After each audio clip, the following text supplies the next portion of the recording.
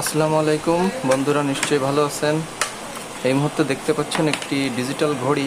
এটা খাগড়াছড়ি যাবে। এটা মোটরসাইকেলে লাগানোর জন্য এই ঘড়িটা। তো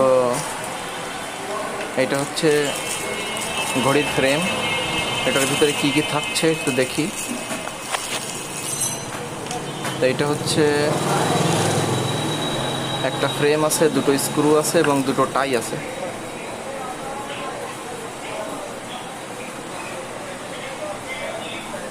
এইটা হচ্ছে ঘড়ি। আমি এখন একটু পাওয়ার কানেকশন করে দেখাবো।